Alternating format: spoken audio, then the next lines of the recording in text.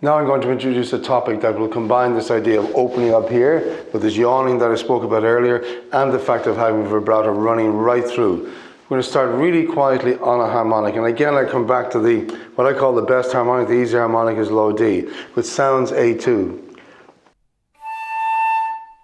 But within this harmonic, I'm going to visibly open my jaw, really stretching from here. If you put your fingers just at the base of your skull, you'll find these two dimples. That's where your jaw really operates from. So I'm going to play this harmonic on its own, and hopefully you'll hear a big difference.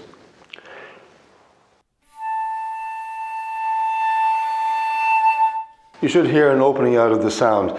This is the most important part of this exercise. The rest of it is just window dressing. So if I start from this harmonic, and the reason I start from a harmonic is it gives me a bit of resistance. It starts the vibrato quite easily. And I add vibrato, but the main thing is that I'm opening from here.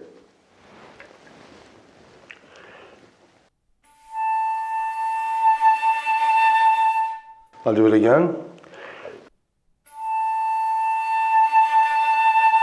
I'm adding the vibrato, and like a crescendo, you should envisage or visualize the vibrato hitting the edges of the crescendo. In other words, as you get louder, the vibrato should get wider.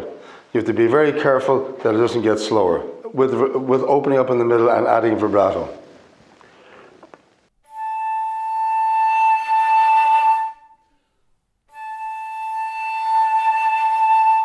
Now I'm going to go to the real tone from that harmonic finger D sounding A to the actual A.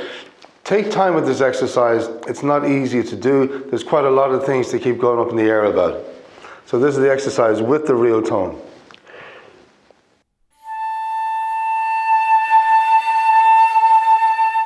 I'll do it again. It wasn't so successful. Really get the vibrato rolling and make sure you really open here.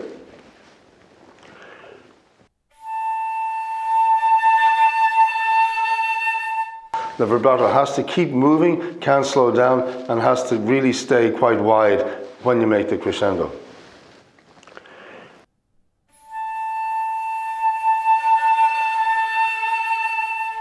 Then you can combine it with another exercise like the increasing intervals.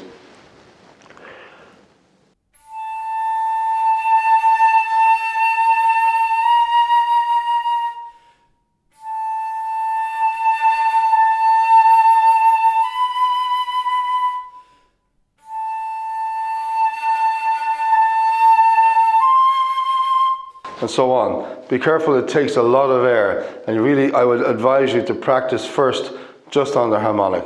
But this is a really good way of opening up your sound and getting a good vibrant vibrato going. So if you take all of these exercises and really work on them, we should develop a vibrato like a good string player develops vibrato. But be careful, just because you can use vibrato doesn't mean you should use it all the time. The use of vibrato is a very tasteful thing, and certainly with the advice of your teacher, be very careful when you use it. And also using it in certain types of music, like very little in Bach and Mozart, maybe a little bit later on. But learn to do it well so you can apply it with great taste.